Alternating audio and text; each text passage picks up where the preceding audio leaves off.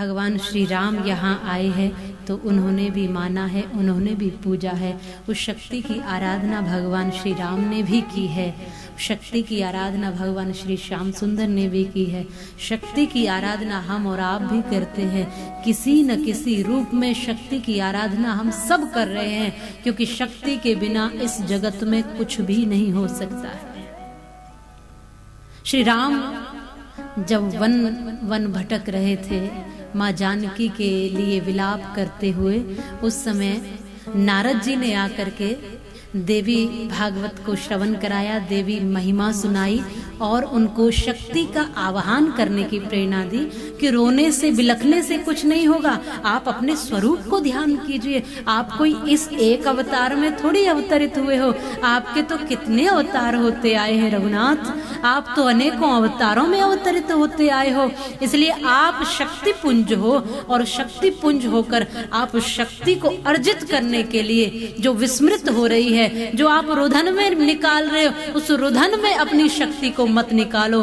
अनुष्ठान करके संकल्पित होकर के उस दुरात्मा को, जिसने भी जानकी का हरण किया है, उस दुरात्मा को समाप्त करने के लिए अपनी शक्ति संचित करो। तो वहाँ नवरात्रि का विधान भी है और माँ भवानी की पूजा का विधान भी है, और वहीं माँ भगवती की शक्ति की आराधना भगवान श्री राम ने की है। वहाँ भगवान शिव की भी आराधना की है, शिवलिंग की स्थापना करके। तो वहाँ इसलिए वो ज्योतिर्लिंग में भी आता है, रामेश्वरम की स्थापना भगवान ने की, और साथ में माँ शक्ति की भी आराधना की, क्योंकि जहाँ सहजता की आवश्यकता है वहाँ फिर शक्ति की आवश्यकता है। क्योंकि राम सहज तो हैं, पर उस दुष्ट को यदि कहते हैं ना रावण को परास्त करना है तो सहजता से नहीं, फिर शक्ति से। सहजता सहज लोगों के लिए, शक्ति दुष्टों के लिए।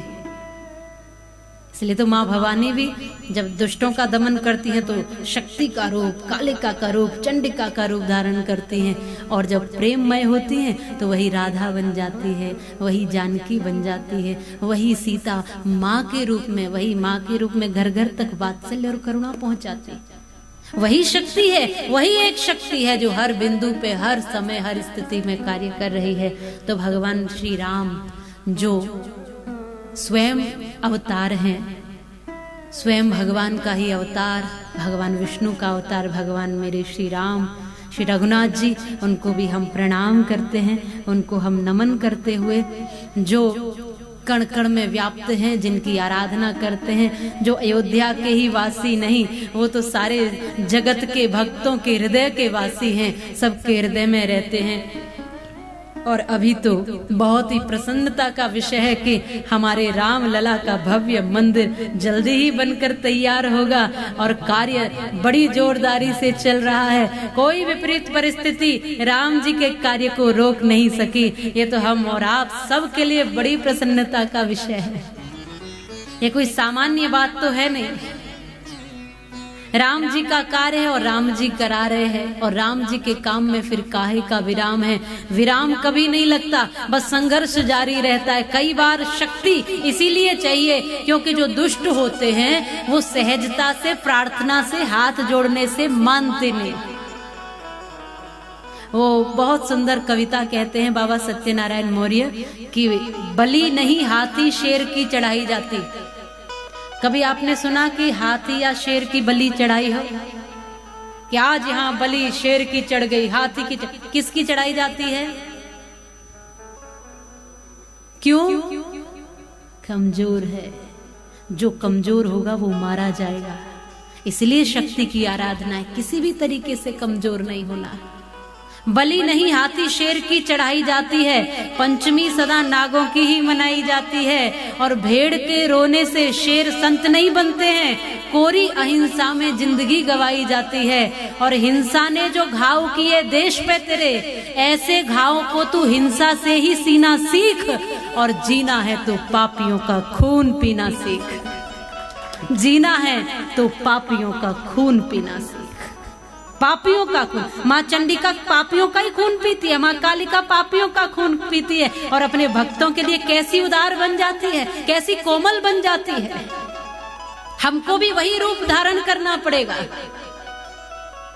जब कभी जीवन में कसौटी आ गई, जब कभी विपरीत परिस्थितियां आ गई, तो शक्ति की आवश्यकता पड़ेगी ही। राम जो मर्यादा पुरुषोत्तम है, राम जो सबके हृदय में वास करते हैं, राम जो अयोध्या वासियों के हृदय में जन जन के लाडले हैं, राम जिनके लिए राजा दशरथ अपने प्राण त्याग देते हैं, राम जो आज त्रेता युग से आज तक एक अभियान बने हुए हैं। हमारी संस्कृति की गहराई है श्री राम, हमारे धर्म की ऊंचाई है श्री राम, त्याग की परछाई है श्री राम, धर्म में निहित है श्री राम। हर जगह पर इस कण कण के इतिहास में राम की दिव्यता छिपी हुई है। वो श्री राम आज शक्ति का स्तवन क्यों कर रहे हैं? क्योंकि दुष्टों का सामना करना है। हमारे संत कई बार कहते भी है ना कि है राम नहीं है नारा वो विश्वास है, भौतिकता की नहीं दिलों की प्यास है। ये दिलों की टीस है श्री राम। और हम सब सनातनियों ने, हिंदुओं ने श्री राम को अपना सिरमौर माना, अपना सरताज माना, अपने हृदय का सम्राट माना।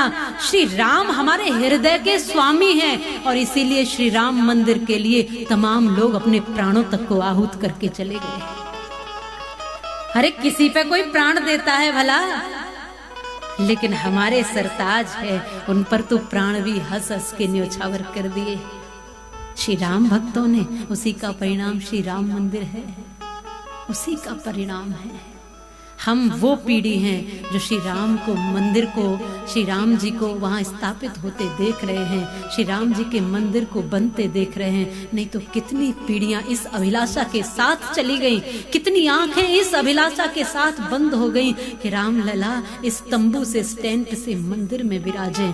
इस अभिलाषा के साथ अभियान बनाते बनाते चली गई कितनी पीढ़ियां। आज एक पीढ़ी नहीं, कई कई पीढ़ियों ने अपने आप को आहूत किया। एक पीढ़ी नहीं तो दूसरी पीढ़ी। आखिर कब तक सत्य की विजय नहीं होगी? एक दिन तो रावण का खात्मा होगा ही, सत्य की विजय होगी ही। और आज हम उस सत्य की विजय का परिणाम देख रहे हैं। ये गौरव की विषय है हिंदुस्तानियों के लिए ही नहीं, पूरे विश्व के लोगों के लिए, जो भी हिंदुत्व की धारणा को मानते हैं या जो भी सनातन को जीते हैं, उन सब के सिरताज हैं श्री राम। और बड़े सौभाग्य और गर्व का विषय है, राम नहीं है नारा।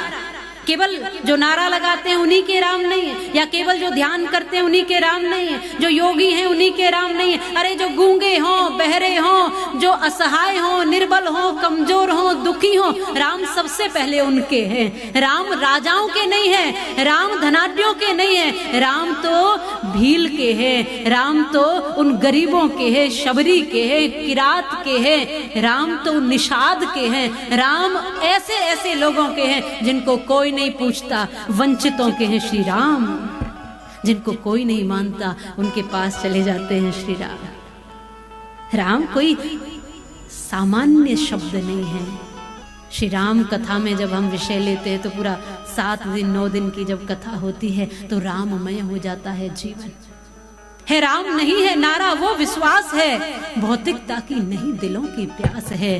राम नहीं मिलते ईंटों में गारों में, राम मिले निर्धन की आंसू धारों में।